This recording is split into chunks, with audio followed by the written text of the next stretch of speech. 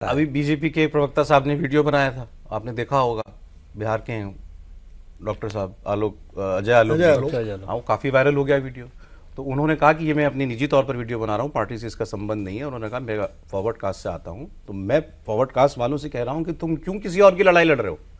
तुम कौन होते हो ये बोलने वाले कि वो उनकी कास्ट में इसको रिप्रेजेंटेशन मिल रहा है, उसको मिल रहा है आरक्षण का लाभ, उसको नहीं मिल रहा? ये आवाज़ वहाँ से आने दो, आप इसको अपनी लड़ाई क्यों बना रहे हैं?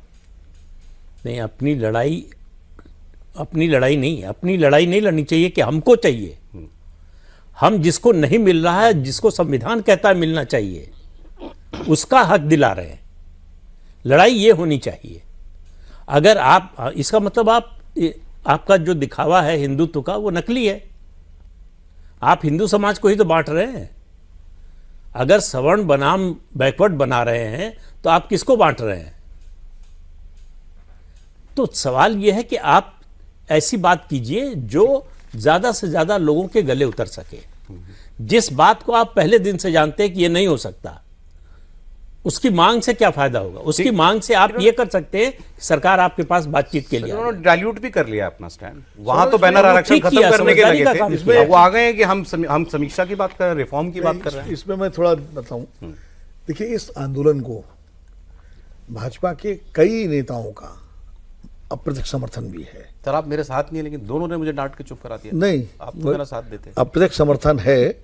और ये जो समीक्षा वाली बात आई है ना, ये उनके उस पर आई है कि ये जो मांग कर रहे थे आरक्षण हटाओ, तो ये कहा गया कि आरक्षण हटाने की मांग मत करिए, आरक्षण में समीक्षा की बात करिए, सुधार की बात करिए। ये कुछ समझदार लोगों ने जो भाजपा, तभी हम सुन पाएंगे आपको। हाँ, तभी हम सुन पाएंगे, तभी हम आपसे एंगेज हो पाएंगे, तभी हम आपको एंगेज कर पाएंगे। अब आप हटाने की बात करेंगे तो हम एंगेज नहीं कर पाएंगे, उसके बाद बदला। ठीक है सर, अब इसका यूपी पर क्या असर होगा वो भी हम लोग अलग से अब यूपी की बात शुरू करते हैं। सर यूपी को लेकर 3-4 डेवलपमेंट हैं। एक, जयंत चौधरी की प्रधानमंत्री मोदी से मुलाकात हुई। जयंत चौधरी वेस्टर्न यूपी की वजह से, जाटपूट की वजह से काफ़ी इंपॉर्टेंट है बीजेपी के लिए। हालांकि 24 में वो आ चुके थे, लेकिन वहाँ उतना फ़ायदा नहीं हुआ उनको। लेकिन उस यूपी 24 का इलेक्शन हर महीने में अलग इलेक्शन था, वाद टाइप का इलेक्शन था। अखिलेश यादव ने कई घोषणाएं की हैं। बीजेपी जैसे 50,000 रुपये महिलाओं को देने की बात करने वाली है, अभी उस पर ऑफिशियल अनाउंसमेंट नहीं हुई, लेकिन सब जगह चर्चा है। तो अखिलेश यादव ने कहा हम 40,000 देने वाले थे, इन्होंने पहले 50,000 कह दिया, 40,000 हम देंगे महिलाओं को। उन्होंने कहा हमारे दफ्तर की बातें इनके दफ्तर तक पहुँच रही हैं, हम महिलाओं को बस का फ्री टिकट देने वाले थे, तो इनको किसी ने बता दिया, तो इन्होंने अनाउंस कर दिया। तो खैर उन्होंने बहुत सारी, उनके दफ्तर में मोल है बीजेपी के। तो खैर उन्होंने बहुत सारी अनाउंसमेंट्स जो हैं वो की हैं। स्मृति ईरानी जी ने अमेठी को लेकर के मीटिंग की है, और दिनेश सिंह मंत्री हैं, रायबरेली के हैं बीजेपी के। उन्होंने कहा कि रायबरेली को कांग्रेस का गढ़ कहना ये हमारे लिए कलंक है।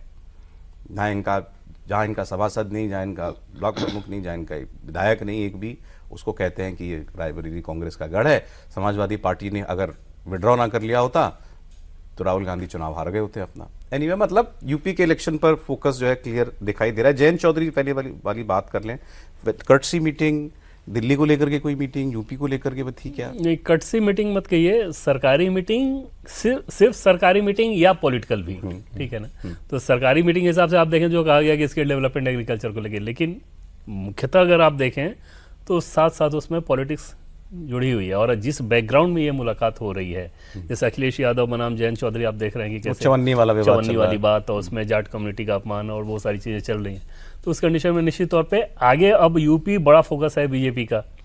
सबसे बड़ा फोकस अगर देखें तो जिन राज्यों में जहाँ चुनाव होने हैं, उत्तर प्रदेश ही है।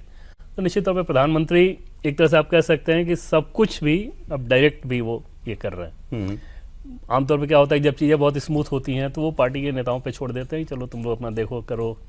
अब जो समझ में आ रहा है, ये किसी ने कहा नहीं है, बट जो समझ में आ रहा है कि पीएम का इन्वॉल्वमेंट ऐसे पॉलिटिकल अफेयर्स में भी पहले की तुलना में अब बहुत ज़्यादा हो गया है।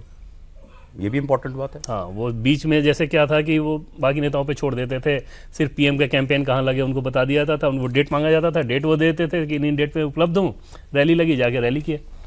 अब वो ज़्यादा इन्वॉल्व हो रहा है। जैसे एक उदाहरण आपने देखा ना कि नितिन नवीन जी की टीम के साथ अगर उतने घंटे वो दे रहे हैं, अन्यथा वो आते और आधा घंटा 40-50 मिनट में निकल के चले जाते। वो इंगेजमेंट एकदम, उसमें जो एक बात उन्होंने कही वो बड़ी इंपॉर्टेंट है, वो उतनी हाईलाइट नहीं हुई। उसमें उन्होंने ये कहा कि केवल चुनावी जीत से संतुष्ट मत हो जाइए, ये मत समझिए कि चुनाव जीत गए तो सब कुछ ठीक है। ये जो हुआ ये सब उसी का, वरना अभी तो बंगाल जीते ही थे, हाँ, जिसके तुरंत बाद हुआ, उसके तुरंत बाद ये हो जून गया। में बंगाल जीते। और दूसरी चीज जो बहुत महत्वपूर्ण कही थी कि लगातार पब्लिक कनेक्ट के लिए नए नए तरीकों पे काम कीजिए। नया तरीका आपका होना चाहिए। वो एक सेट पैटर्न होता है ना, किसी सेट पैटर्न पर आप संगठन का काम कर रहे हैं, वो करने की जरूरत नहीं। अब नए तरीके को आप समझ सकते हैं कि अगर इंस्टाग्राम से एक चैलेंज आ गया और आपके नेता अगर उस चैलेंज को हैंडल करने में सफल नहीं रहे, तो वो सारी चिंताएं पीएम समझ रहे हैं।